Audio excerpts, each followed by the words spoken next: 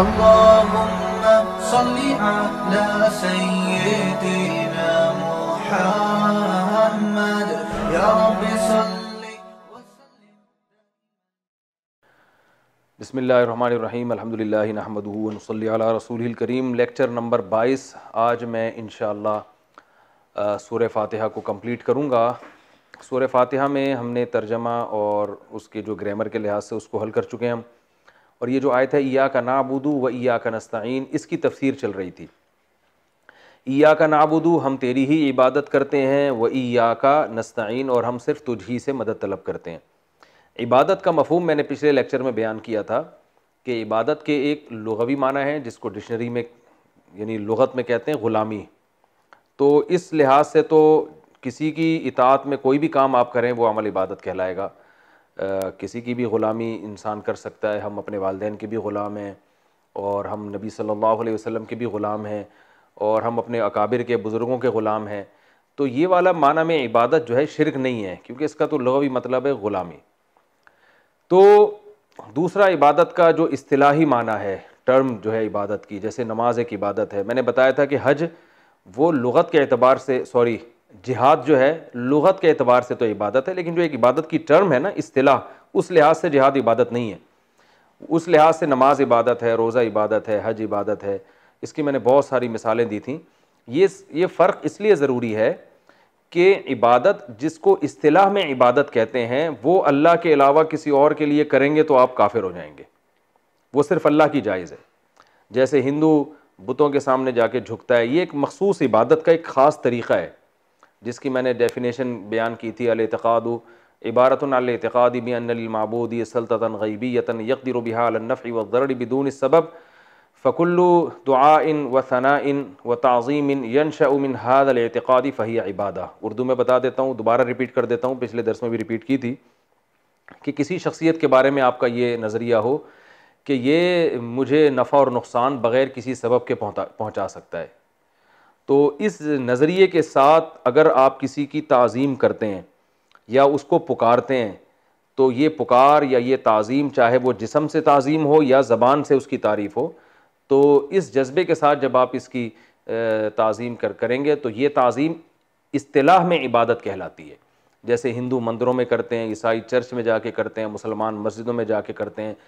तो ये वाली इबादत जो है ना सिर्फ़ अल्लाह के साथ जायज़ है, किसी और के साथ जायज़ नहीं है। बाकी जो इबादत है ग़ुलामी जिसे कहते हैं, वो तो पहले ज़माने में ग़ुलाम हुआ करते थे जिनको बाकायदा अब्द कहा जाता था, अब्द यानी ग़ुलाम। तो वो इबादत उस तसव्वुर में इबादत को शिरक नहीं कह सकते हम।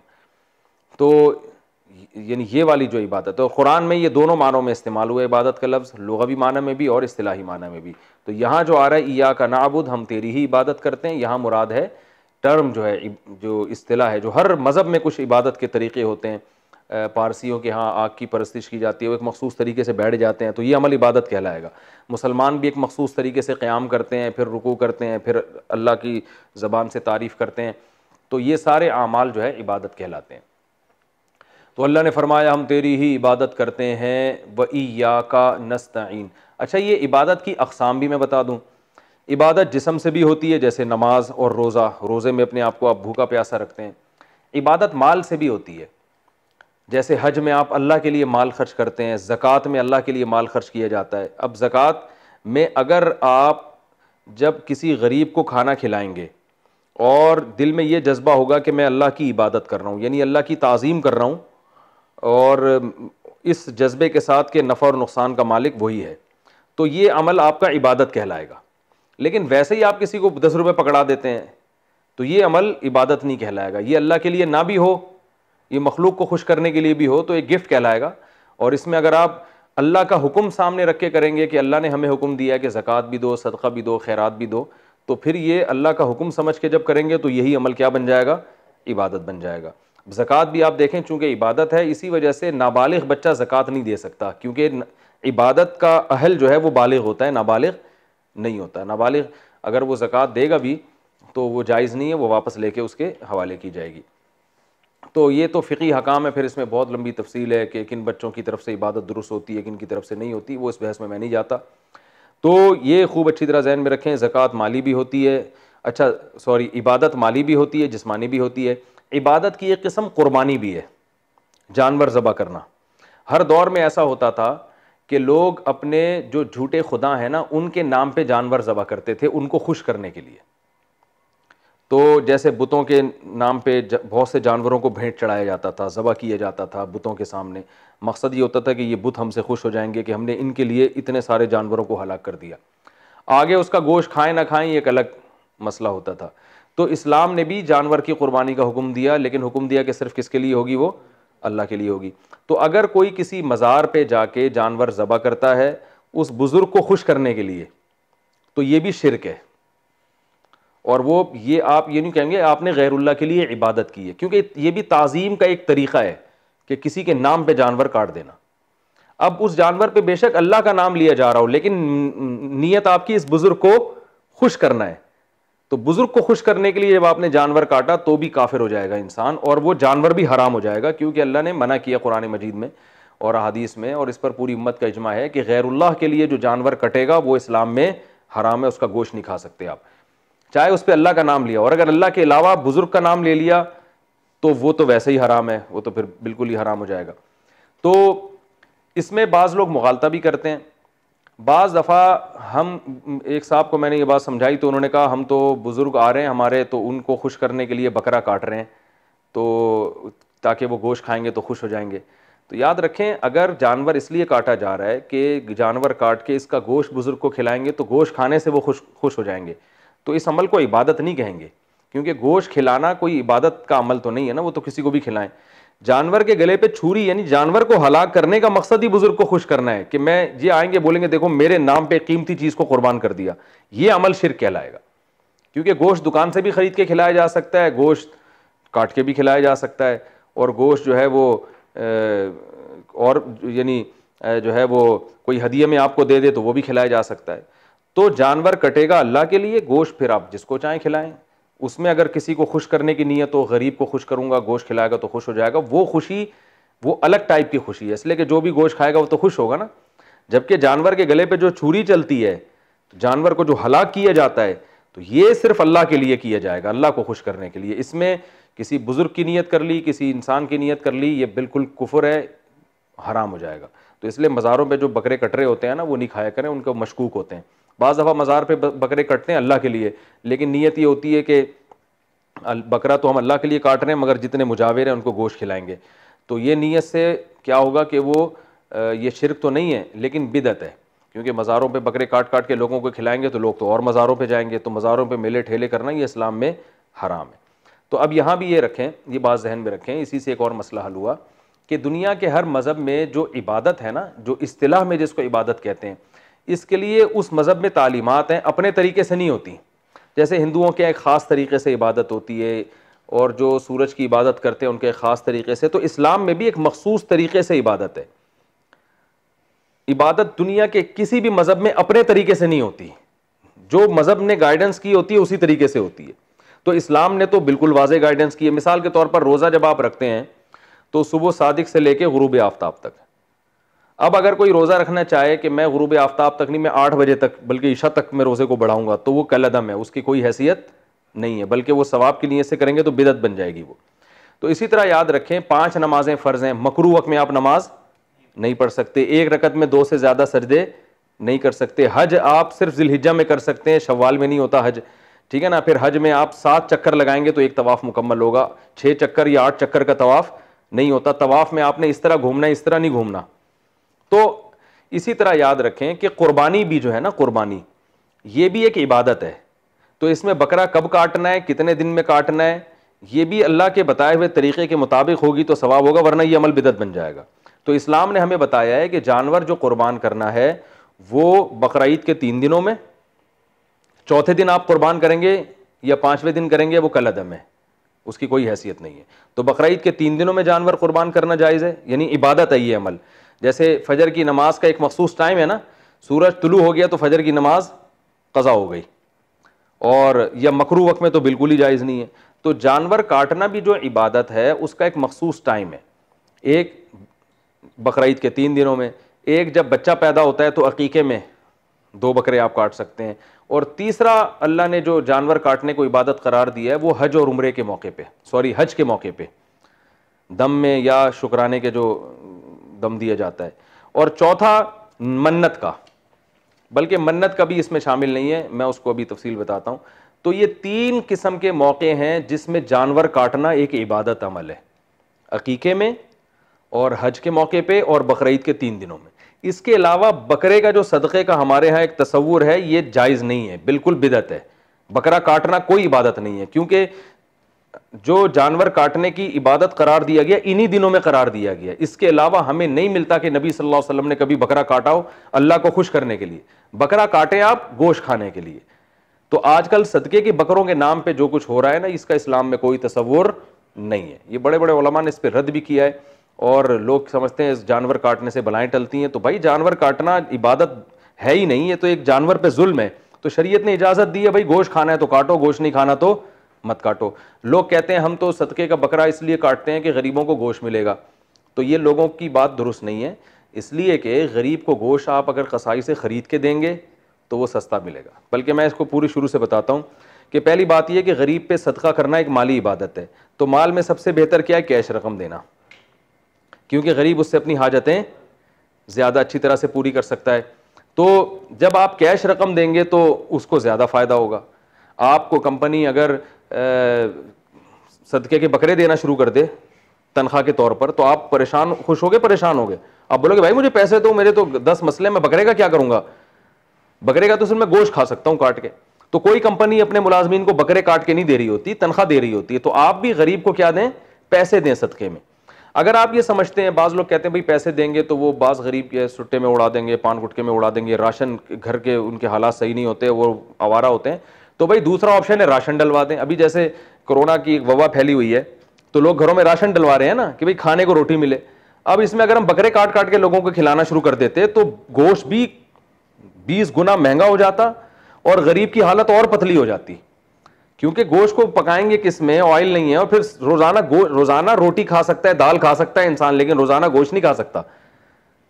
कई साल तक भी अगर गोश्त, वो दाल और चावल खाता रहेगा ना, जिंदा रहेगा। लेकिन अगर रोजाना गोश्त ही खाता रहे, अनाज ना मिले, तो बीमार हो जाएगा वो। तो गोश्त से ज्यादा इंसान की जो बेसिक खुराक है वो अनाज है। तो इसलिए लोग राशन को फोकस करते हैं, भाई राशन डलवा दें, और कुछ पैसे भी थमा दिए जाते हैं ताकि वो अगर गोश्त लेना चाहे तो उससे गोश्त भी ले सके। तो दूसरा मसला मैं ये बयान कर रहा हूं कि अगर गरीब को पैसे नहीं दे सकते तो दूसरा ऑप्शन क्या है? भाई उसको राशन डलवाया जाए, कोई बीमार है तो इलाज करवाया जाए। और अगर आप ये समझते हैं नहीं हम बकरा इसलिए काटते हैं कि गोश्त ही खिलाना है, तो फिर अगर गोश्त ही खिलाना है तो बकरे का क्यों, गाय का क्यों नहीं? जितने का बकरा आएगा ना, बकरे में गोश्त भी कम निकलता है और महंगा भी ज्यादा होता है। उस 20,000 का बकरा आ रहा है तो 20,000 का गाय का गोश्त अगर आप उसको खिला दें तो पूरे महीने उसके लिए वो चल जाएगा, यानी ज्यादा क्वांटिटी में आएगा और उसमें गोश्त भी ज्यादा, हड्डियां भी कम होती हैं। लेकिन उसको भी लोग नहीं, उसको भी फोकस करते, बल्कि वो आते किसकी तरफ है? बकरे की तरफ। और अगर आपने छोटा गोश्त ही खिलाना है उस गरीब को, तो भाई कसाई से खरीद के क्यों नहीं खिला रहे? वो सस्ता पड़ता है। इन तमाम हुदूद को आप फलांग के बकरा काटते हो तो काटना इसकी अलामत है कि आपके दिमाग में ये कॉन्सेप्ट है कि बकरा काटना इबादत है और बकरा काटना ये सदका है। तो ये गलत है, इससे सवाब के बजाय बिदत का गुनाह मिलेगा आपको। तो इसलिए सदके के बकरे का कॉन्सेप्ट खत्म कर देना चाहिए। जिसको गरीब की मदद करनी है जाए वो पैसे दे, राशन डाले, और गोश्त खिलाना है तो सीधा सीधा जाके कसाई से गोश्त खरीद के दे दे उसको भाई, या पैसे पकड़ा दे कि तुम गोश्त ले लो। तो ये तसव्वुर, क्योंकि एक बिदत की तायीद हो रही है इससे, लोगों के गलत कॉन्सेप्ट है, गलत तसव्वुर है, और इससे एक तो बिदत की तायीद हो रही है, लोग समझते हैं कि इस्लाम में बकरे काटना कोई इबादत है। दूसरा ये कि इससे बकरों का गोश्त महंगा हो रहा है, क्योंकि अल्लाह ताला ने एक हर चीज़ को एक अंदाजे के साथ पैदा किया है। जब आप जो है ना वो 100 बकरे काट के खिलाना शुरू करेंगे इस तरीके से, तो ज़ाहिर है एक हद तक नस्ल बढ़ती है ना एक चीज़ की। तो आप देखें छोटे गोश्त की कीमतें कहाँ जा रही हैं। तो वही, यानी गरीब का भी फायदा नहीं है इसमें। जितना पैसा आप बकरों पे खर्च कर रहे हो, आप देखो ना वो ट्रस्ट में जो है ना छोटे छोटे पिंजरों में छोटे छोटे बकरे खड़े हुए होते हैं कि सदके का बकरा, लोग वहीं खरीद के कटवा देते हैं। वो बकरे पे सदका करने का दिल चाह रहा होता है, बेचारा इतना बारीक सा, इतना वो कमज़ोर सा होता है। तो नस्ल भी ख़त्म हो रही है। हर चीज़ की एक अंदाज़ा अल्लाह ने एक अंदाजे से पैदा किया, लामहदूद चीज़ें नहीं पैदा नहीं की अल्लाह ने। तो जब इस तरह से हज़ारों लाखों की तादाद में कटेंगे, और उसकी ज़रूरत नहीं है कटने की, गरीब को बकरे का खाने का इतना वो नहीं होता, वो कहता है भाई मुझे इस कीमत में राशन दे दो, मैं ज़्यादा खुश हूँगा, लेकिन उसका खुशी का ख्याल नहीं किया जा रहा, अपनी जो है ना वो एक जो गलत नज़रिया उसको थोपा जा रहा है। तो इसलिए बकरों का तस्वुर ख़त्म कर देना चाहिए, क्योंकि बकरा काटना इबादत है। तो इबादत सिर्फ शरीयत ने हमें बताया है कि बकरीद के 3 दिनों में है, और अकीके में है, और हज के अय्याम में। यही वजह है कि आप देखें फ़ुक़हा ने बयान किया है कि बकरीद के 3 दिनों में अगर आपने जानवर ज़बह नहीं किया, आपकी गाय खड़ी हुई थी, भूल गए या कोई मसला हो गया, तो चौथे दिन अब जानवर जो है ना नहीं कटेगा, बल्कि अब उसकी कीमत आपको सदका करनी पड़ेगी। और जानवर काट दिया तो फिर गोश्त सदका करना पड़ेगा। यानी जानवर अगर आपने काटा तो वो काटना इबादत नहीं है, बल्कि अब उसका गोश्त सदका करना इबादत है। जबकि बकरीद के 3 दिनों में जानवर काटना इबादत था, चाहे गोश्त आप खाएं ना खाएं, बस छुरा चला तो कुर्बानी हो गई। चौथे दिन में छुरा चलने से कुर्बानी नहीं होगी, वो तो क्योंकि जानवर है तो अल्लाह ने इजाज़त दे दी, या तो इसकी कीमत सदका कर दो या इसका गोश्त लोगों में बांट के खिला दो। तो अब गोश्त की नीयत से काटा जाता है, कुर्बानी की नीयत से नहीं काटा जाएगा उसको। तो इसलिए ये बहुत बड़ी दलील है। इसी तरह फ़ुक़हा ने बयान किया, किसी ने मन्नत मानी कि मेरा ये काम हो गया तो मैं एक गाय काटूंगा या एक बकरा काटूंगा, तो फ़ुक़हा कहते हैं उस पर मन्नत पूरी हो गई तो गाय काटना वाजिब नहीं है, क्योंकि मन्नत इबादत की होती है, और गाय काटना या बकरा काटना बज़ाते खुद कोई इबादत नहीं है, बल्कि मन्नत उस पर वाजिब हो जाएगी गोश्त सदका करने की। यानी गोश्त का सदका है, ये जानवर काटने की मन्नत शरीयत में कलअदम है। तो अब उस पर सदका चूंकि एक इबादत है, तो इस्लाम कहता है, फ़ुक़हा बताते हैं कि आपको अगर आपने मन्नत मानी कि मेरा ये मरीज़ ठीक हो गया तो मैं 2 बकरे या एक गाय काटूंगा, तो गाय नहीं काटें, आप गाय की कीमत किसी गरीब को दे दें, या उस कीमत का गोश्त किसी गरीब को दे दें, या गाय काट के गोश्त किसी गरीब को दे दें। तो काटने से मन्नत पूरी नहीं होगी, गोश्त गरीबों को खिलाना पड़ेगा। तो यहां मन्नत भी जो है ना वो कन्वर्ट हो रही है सदक़े में, काटना फिर भी इबादत नहीं है। तो मन्नत भी जब वाजिब नहीं होती गाय काटने की, तो हालांकि मन्नत को तो पूरा करना शरन वाजिब है। अल्फाज उसके क्या थे, वर्डिंग क्या थी, ये काम हुआ तो गाय काटूंगा, तो फ़ुक़हा कहते हैं ये अल्फाज का लदम है, क्योंकि ये इबादत नहीं है। ये ऐसा ही है जैसे एक आदमी कहता है मेरा ये काम पूरा हो गया तो 6 किलोमीटर चलूंगा मैं, तो 6 किलोमीटर थोड़ी चलना वाजिब है। मन्नत जो हम मानते हैं ना वो इबादत की तो वाजिब होती है, जो चीज़ इबादत नहीं है उसकी मन्नत वाजिब नहीं है। अब इस मसले पर मैं बहुत बहस कर चुका हूँ बहुत से हजरात से, वो मुझे कहते हैं तुम सदके के बकरे को बिदत कहते हो, पता नहीं क्या तुमने, फिर दलीलें देते हैं फलां सहाबी ने बकरी ज़बह की थी, दावत की थी, लोगों की सदका किया था। ओ भाई वो तो गोश्त का सदका किया था ना, तो उनके पास ऑप्शन था कि बाजार से भी खरीद सकते थे, उन्होंने कहा आसानी इसमें कि यहीं काट के गोश्त खिला दो, तो वो तो दावत थी ना। तो ऐसे ही दावत में तो कोई भी कुछ भी कर सकता है, लेकिन सदक़े का बकरा काटना या मुर्गी काटना, बाज़ लोग कहते हैं कि फ़लाँ काम हो जाएगा, काली मुर्गी काट दो, ज़बह कर दो, इतनी मुर्गियों का सदका निकालो, तो ये सब जहालत की बातें हैं, इसका इस्लाम में कोई तसव्वुर नहीं है। जानवर काटना इबादत है बकरीद में, अकीके में और हज के मौके। इसके अलावा जानवर काटना बिल्कुल भी इबादत नहीं है, बल्कि इबादत की नीयत से करेंगे तो गुनाह मिलेगा। तो ये है इबादत की मैंने कुछ अक़साम आपके सामने बयान की। जी 20 मिनट, अब तो बहुत टाइम है। तो इबादत की अक़साम बयान की, तो इसी इबादत की अक़साम में जो है ये किसी को पुकारना भी दाखिल है। अगर आप किसी से मदद मांगते हैं इस जज्बे के साथ कि ये मेरी मदद कर सकता है और मेरी मदद करने में असबाब का मोहताज नहीं है, तो इस पुकार को भी शरीयत में दुआ कहते हैं, और दुआ भी इस्लाम में एक इबादत है, बल्कि मुख्ल इबादत है, इबादत का मगज़ है। तभी आप देखें हर मज़हब में अपने माबूदों से मांगा जाता है, तो इस्लाम में भी है कि किससे मांगो, अल्लाह से। अब ये फ़र्क समझें, ये बहुत अहम फ़र्क है। बहुत से लोग या रसूलुल्लाह मदद कहते हैं, या गौसे आदम मदद कहते हैं, या फ़लाँ मदद या फ़लाँ मदद। जब उनसे कहा जाए कि ये तो शिर्क है, तो कहते हैं जब पुलिस को मदद के लिए पुकारना जायज़ है, तो अहलुल्लाह और वलीउल्लाह को मदद के लिए पुकारना क्यों जायज़ नहीं है? समझ में आ रही है बात? भाई हेल्प लाइन का मतलब हेल्प का माना ही मदद है ना, तो पुलिस की तो बाकायदा हेल्प लाइन है, जब चाहो 15 पे फ़ोन करो, मदद के लिए पुकारा भी जाता है, हेल्प मी भी कहा जाता है, प्लीज़ हेल्प मी, मुझे बचाओ, सही है ना, ये सारे बातें की जाती हैं। तो ये शिर्क कहाँ से हो गया? तो खूब समझें कि पुकार की 2 किस्में हैं। अल्लाह को जो पुकारा जाता है वो किसी और तसव्वुर में, और जो पुलिस को पुकारा जाता है वो किसी और तसव्वुर में। तो एक पुकार होती है जिसमें जिसको पुकारा जाए वो आपकी मदद करता है असबाब इख्तियार करके। जैसे मैं आपसे कहता हूँ कि भाई आप, मुझे प्यास लग रही है, आप मेरी प्यास को बुझाएं, ये मदद है ना। तो आप असबाब इख्तियार करोगे, जो भी साइंटिफिक असबाब हैं वो आप जाओगे, चल के जाओगे, नलके से यूँ खोलोगे तो पानी का काम है नीचे आना, ग्रेविटी की वजह से ना वो नीचे की तरफ आएगा। आपने गिलास रख लिया वो उसमें भर जाएगा, फिर आप 2 टांगों पे चलते हुए आएंगे और मुझे पिला देंगे। तो ये सारे काम की कोई लॉजिक है, कोई रीज़न है, ये सब एक लॉजिक के तहत हो रहे हैं। इस पुलिस को भी जब आप पुकारते हैं ना, तो मोबाइल आएगी, मोबाइल फ़ोन के ज़रिए आपकी बात रेज़ के ज़रिए वहाँ पहुँचेगी, फिर वो आएंगे, फिर वो डाकू का मुकाबला करेंगे। करना चाहिए, करेंगे नहीं करेंगे तो अल्लाह ही जानता है। तो ये सारी जो आपकी मदद हो रही है ये असबाब के तहत हो रही है। ये मदद शिरक नहीं है, ये तो हम सुबह शाम एक दूसरे से करते हैं। शिरक वो मदद है कि जब आपको ये पता हो कि जिसको मैं पुकार रहा हूँ वो मेरी मदद करने में किसी सबब का मोहताज नहीं है। मिसाल के तौर पर आप रेगिस्तान में हैं, दूर दूर तक पानी का नामो निशान नहीं है, और आपको पता है कि कहीं ना दरिया है ना पानी है, और इतना दूर आपका सफ़र है कि आप प्यास से मर जाओगे। ऐसे मौके पे आप अगर ये समझते हो कि ये जो मेरे साथ मोहतरम बुज़ुर्ग ये इतने नेक हैं कि इनको मैं पानी का बोलूँगा तो ये बस ये खुदा ने इनको ऐसा इख्तियार दिया है कि ये अपनी मर्जी से ऐसे पानी ला के मेरे सामने रख देंगे। बस ये क्योंकि ये कोई लॉजिक नहीं होती इनके किसी काम की, इनको अल्लाह ने कुछ मावराउल अकल जो है ना, कुछ इख्तियारात दिए हुए हैं। अल्लाह को तो हक हासिल है ना, अल्लाह को तो इख्तियार है कि वो जब चाहे मदद कर सकता है। तो आग में इब्राहीम अलैहिस्सलाम को डाला, अल्लाह ने बचा लिया, हालांकि आग का काम है जलाना, मगर अल्लाह ने बचा लिया। अब कैसे बचाया? अल्लाह ने बचा लिया। तो सब कुछ कर सकता है अल्लाह ताला। तो अल्लाह के अलावा कोई भी सबब के बगैर कुछ भी नहीं कर सकता, एक काम भी नहीं कर सकता।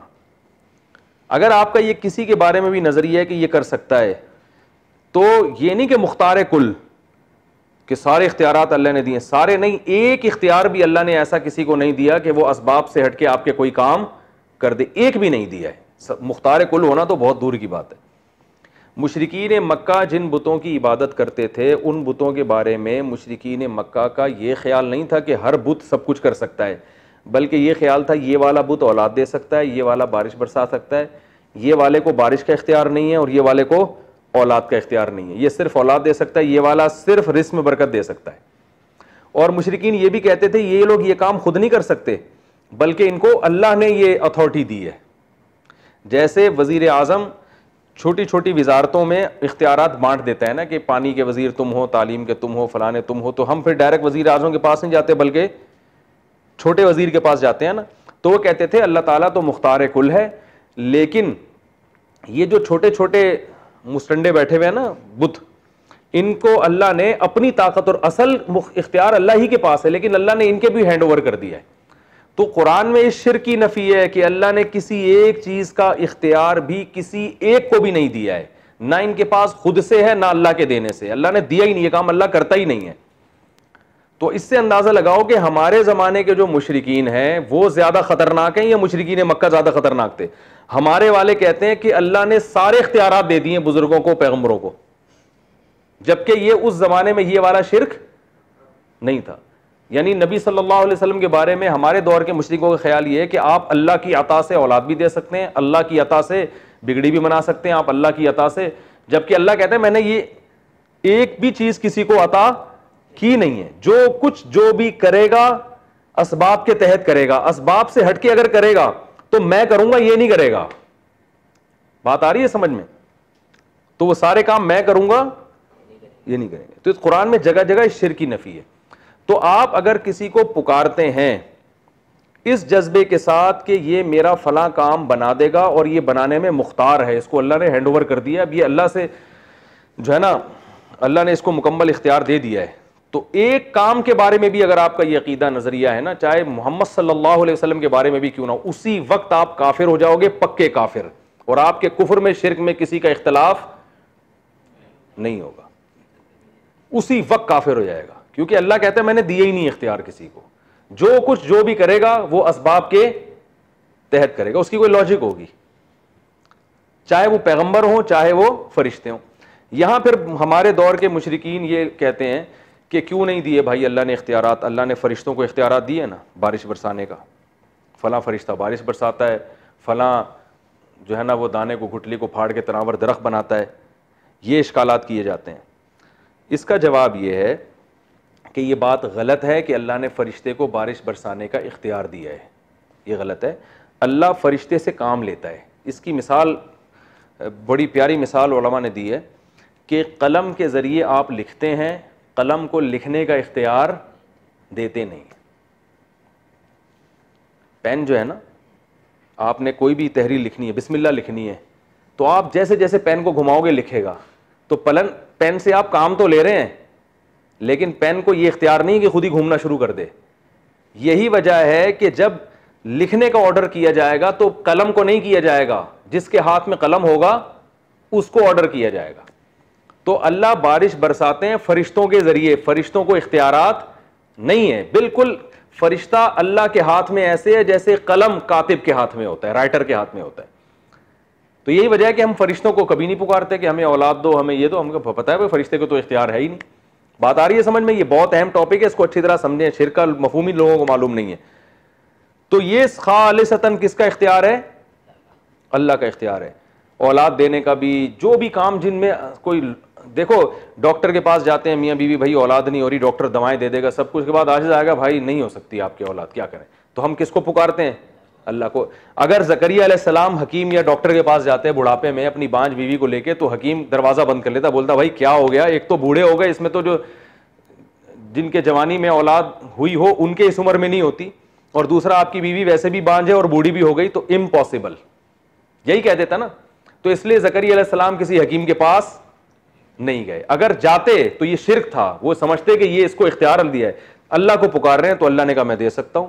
ज़करिया अलैहिस्सलाम ने कहा कैसे होगी? अल्लाह ने फरमाया पानी के कतरे में जान डाल के तुम्हें इंसान बना दिया, तो बुढ़ापे में मैं औलाद नहीं दे सकता।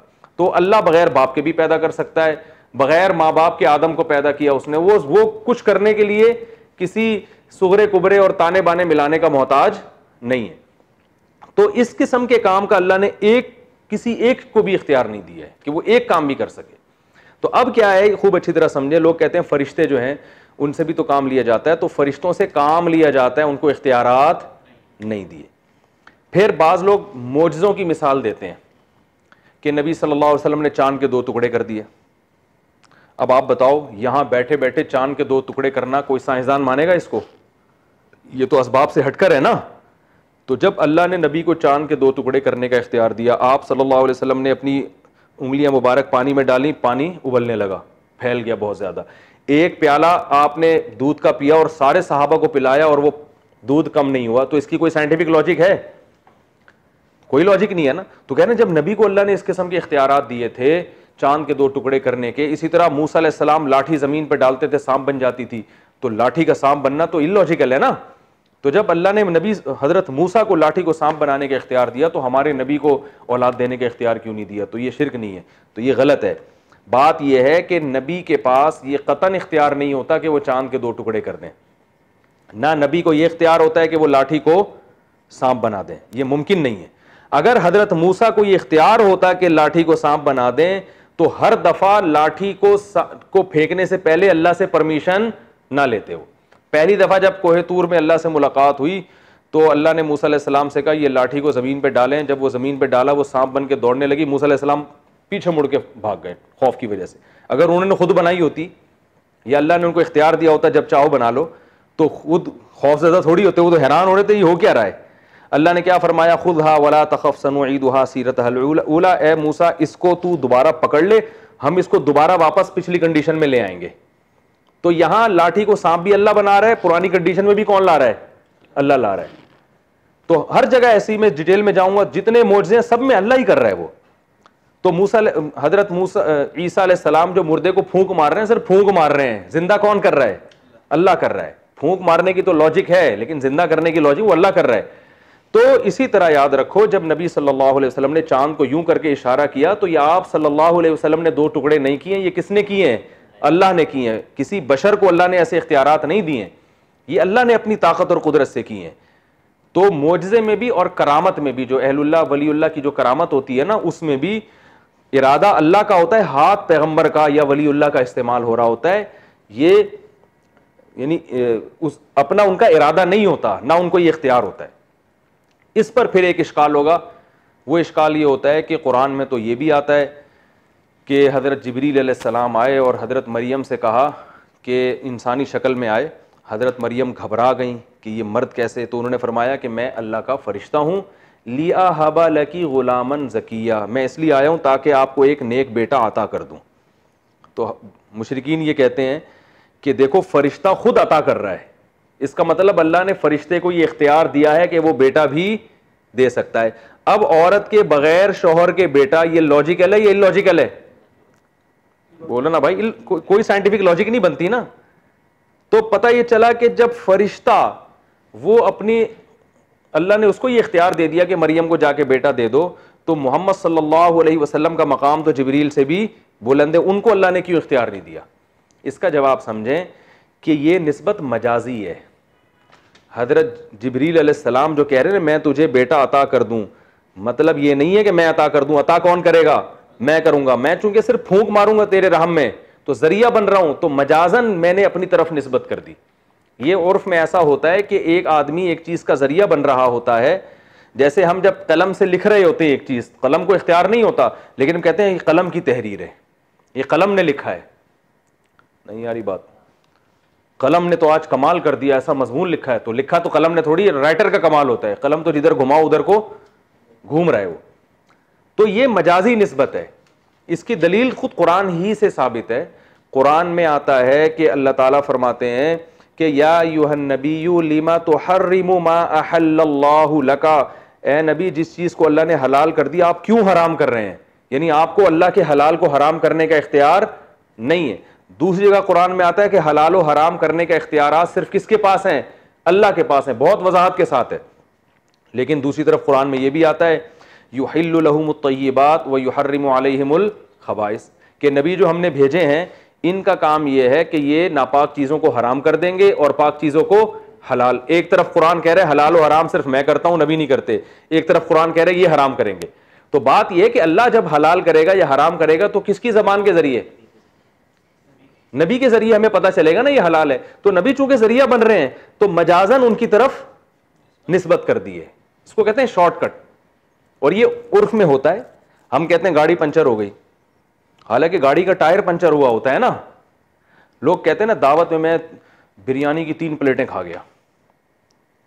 प्लेटें नहीं खाई होती, प्लेट के अंदर जो बिरयानी होती है वो खाई होती है। मजाजन निस्बत किसकी तरफ करते हैं? प्लेट। ये उर्फ में चलता है कि एक चीज की हकीकी निस्बत से हटा के उसको किसी भी मुनासबत से किसी ऐसी चीज की तरफ कर दिया जाता है जो असल फाइल नहीं होता। ये उर्फ में होता है। नबी सल्लल्लाहु अलैहि वसल्लम को शारे कहा जाता है। शारे का मतलब शरीयत बनाने वाला, हालांकि आप शरीयत बनाने वाले थोड़ी हैं, बल्कि आप तो जो अल्लाह ने शरीयत बता दी उसके बताने वाले हैं। इसकी और मिसाल ऐसे, जैसे लोग पूछते हैं यार क्या मुफ्तियों ने इस चीज को जायज करार दे दिया कि नहीं करार दे दिया? लोग कहते हैं ना, क्या कह रहे हैं भाई मुफ्तियान किराम, ये इस्लामिक बैंकिंग को मुफ्तियान किराम जायज करार देते हैं, हालांकि किसी चीज को हलाल या हराम करार देना मुफ्तियों का काम है। बोलो भाई ये तो अल्लाह का काम है। लेकिन मजाजन निस्बत है कि भाई अल्लाह ने जायज किया तो बताएंगे कौन? मुफ्ती बताएंगे ना। तो निस्बत मजाजन की जाती है। तो याद रखो, हम जब कहते हैं नबी ने चांद के 2 टुकड़े कर दिए, इसमें हमारा मकसद ये हरगिज नहीं होता कि नबी ने किए हैं। किए किसने है? अल्लाह ने। निस्बत किसकी तरफ हो रही है? नबी की तरफ। ये निस्बत मजाजन है। इसकी एक और दलील देख के बस ये मैं टॉपिक खत्म करता हूं। सूरह नमल में सुलेमान अलैहिस्सलाम के दरबार में जब मलका सबा आने लगी अपने मुल्क से चल के, तो सुलेमान अलैहिस्सलाम ने कहा कि वो दर्जनों सैकड़ों किलोमीटर दूर से जो मलका सबा आ रही है, तो या अय्युहल मलअ अय्युकुम यातीनी बिअर्शिहा क़ब्ला अन यातूनी मुस्लिमीन, कौन है जो उसका तख्त उठा के ले आए उसके यहाँ पहुंचने से पहले। तो एक बुजुर्ग बैठे थे, उन्होंने कहा आपकी पलक झपकने से पहले मैं ले आऊंगा। ये कहा और ले आए। ये उनके अल्फाज है, अना आती का बिही, मैं लेकर आऊंगा, क़ब्ला अन यरतद्दा इलैका तरफुक, इससे पहले कि आपकी पलक झपके। ये कहा और हाजिर। तो ये करामत है या नहीं? साइंटिफिक लॉजिक तो नहीं बनती ना इसकी। अरे भाई क्या हो गया? आपसे भी खिताब कर रहा हूं मैं। कोई साइंटिफिक लॉजिक बनती है कि इतनी दूर से? ये तो आज मुमकिन नहीं है। साइंस ने आज इतनी तरक्की कर ली, आज मुमकिन नहीं है कि 1 सेकंड में इतना बड़ा तख्त एक दूसरे मुल्क से यहां पहुंच जाए। तो उस दौर में तो और नामुमकिन था। तो यकीनन ये करामत है कि हाथ उन बुजुर्ग का इस्तेमाल हुआ, लेकिन काम किसने किया? अल्लाह ने। मगर निस्बत वो बुजुर्ग अपनी तरफ कर रहे हैं, अना आती का भी, मैं लेकर आऊंगा। लेकिन जब वो लाए हैं ना, तो सुलेमान अलैहिस्सलाम ने उन बुजुर्ग का शुक्र नहीं अदा किया। बल्कि जैसे ही तखत अपनी आंखों के सामने देखा, फलम्मा रआहु मुस्तक़िरन इंदहु क़ाला हाज़ा मिन फ़ज़्लि रब्बी। बात समझ में आ रही है? कहा जैसे ही तखत, उन बुजुर्ग ने कहा ना मैं आपकी आंख झपकने से पहले ले आऊंगा, ये कहा और तखत क्या है सामने। तो फौरन सुलेमान अलैहिस्सलाम ने ये नहीं कि उठ को गले लगाया उनको, अरे भाई जिंदाबाद यार कमाल कर दिया, वो उनका कमाल था ही नहीं, इंसान के बस में ये है ही नहीं। तो फौरन कह रहे हैं हादा मिन फज़्लि रब्बी फलम्मा रआहु मुस्तक़िरन इंदहु, जैसे ही वो तखत उन्होंने अपनी आंखों के सामने देखा, काला फौरन का हादा मिन फज़्लि रब्बी, ये मेरे रब का फजल है। लियब्लुवनी अशकुरु अम अकफुर, अल्लाह मुझे आजमा रहा है कि मैं इन नेमतों को देख के उसका शुक्रगुजार बनता हूं या नाशुक्री करता हूं। तो फौरन अल्लाह की तरफ निस्बत, क्योंकि उनको पता था ये इनका कमाल नहीं है, ये किसने किया है, अल्लाह ने किया। सवाल पैदा होता है जब अल्लाह ने करना था तो सुलेमान अलैहिस्सलाम से ही डायरेक्ट ही करवा देता। तो अल्लाह की आदत है कि बाज दफा किसी की फजीलत को साबित करने के लिए उसके हाथ पे काम जाहिर कर देते हैं। तो अल्लाह उन बुजुर्ग की भी वैल्यू बढ़ाना चाहते थे कि ए सुलेमान आप तो पैगंबर हैं, लेकिन ये जो आपके उम्मती हैं इनको भी आप हल्का ना समझें, अल्लाह के महबूब हैं। तो अल्लाह आज ये काम जो तखत वहां से यहां उठा के लाएगा ना, इनके हाथ पे करेगा। जैसे अल्लाह ताला किसी और को भी तो बगैर शौहर के औलाद दे सकते थे, हजरत मरियम को क्यों दी है भाई, वो अल्लाह की महबूब बंदी थी ना, तो उनको बगैर शौहर के औलाद दे दी अल्लाह ने, आम लोगों के नहीं होता। तो करामत अल्लाह का अमल है, लेकिन होता किसके हाथ पे है, बुजुर्गों के, जो अल्लाह के महबूब होते हैं उनके हाथ पे होता है। तो ये पूरी तकरीर समझने से मकसद, बताने का मकसद ये है कि भाई जब भी हम किसी को पुकारेंगे ये जज्बा रखे कि अल्लाह ने इसको इख्तियार दिया है और ये अपनी मर्जी से ये काम कर सकता है, हालांकि उसकी कोई लॉजिक बनती नहीं है, तो आप उसी वक्त इस्लाम से खारिज, क्योंकि दुआ भी एक इबादत है। अच्छा, इस किस्म की पुकार को दुआ कहा जाता है। पुलिस को जब आप हेल्प के लिए बुलाएंगे, ये दुआ, ये अमल दुआ नहीं कहलाता, ये अमल दुआ नहीं कहलाता, ये हेल्प कुछ भी कहलाएगा, दुआ नहीं कहलाएगा। तो जब हम दुआ मांगते हैं ना, तो सिर्फ अल्लाह से जायज़ है, पैगंबर से, फरिश्तों से, बुजुर्गों से, मज़ारों से हराम है, शिरक है। तो इस जज्बे से जब आप किसी वो पुकारेंगे, ये अमल दुआ कहलाएगा, और ये सिर्फ अल्लाह के हक़ में आप रख सकते हैं कि अल्लाह को इख्तियार है, बाकी किसी को इख्तियार नहीं है। समझ में आ गई बात यहाँ तक? तो ये जो कुरान ने कहा इय्याका नाबुद, अल्लाह हम तेरी ही इबादत करते हैं, इसमें खुद ब खुद इय्याका नस्तईन आ गया, क्योंकि इबादत में मदद मांगना भी है, लेकिन नस्तईन को अलग से बयान किया है, इबादत की इस किस्म को अलग से बयान किया, क्योंकि ये वाला शिर्क बहुत ज्यादा है। समझ रहे हैं भाई, इय्याका नाबुदु, अल्लाह हम तेरी ही इबादत करते हैं, तो उसमें दुआ खुद ब खुद आ गई ना, मदद मांगना खुद ब खुद आ गया, तो अलग से बयान करने की जरूरत नहीं थी। जैसे हम यूं कहें इय्याका नाबुदु व इय्याका वलका नुसल्ली, अल्लाह हम तेरी इबादत करते हैं और सिर्फ तेलड़ी नमाज पढ़ते हैं, तो जरूरत नहीं थी भाई, इबादत कह दिया तो हज भी आ गया, नमाज भी आ गई, दुआ भी आ गई, सब कुछ आ गया। लेकिन दुआ को अलग से इसलिए जिक्र किया कि ये अलग से शिर्क कसरत से हो रहा है। तो अल्लाह ने कहा कि यूं कहो कि अल्लाह हम तेरी इबादत करते हैं और तुम्हारी तवज्जो इस तरफ भी जाए कि दुआ भी सिर्फ किससे, तुझसे मांगते हैं, मदद भी असबाब से हटके जो मदद है वो भी सिर्फ तुझसे मांगते हैं, क्योंकि ये एक अहम किस्म थी इबादत की, इसलिए इसको अलग से हाईलाइट किया गया है। तो जल्दी से मैं मुकम्मल कर दूं, इय्याका नाबुदु व इय्याका नस्तईन। तो टाइम पूरा हो गया है, तो आगे इहदिनस सिरातल मुस्तकीम सिरातल लज़ीना अनअमता अलैहिम गैरिल मग़दूबि वल्लद्दालिन, ये फिर इंशाअल्लाह अगले सेशन में बयान करूंगा। कोई इस बारे में सवाल हो तो पूछें जल्दी से, 1 मिनट है तो उसमें सवाल निपटा दें।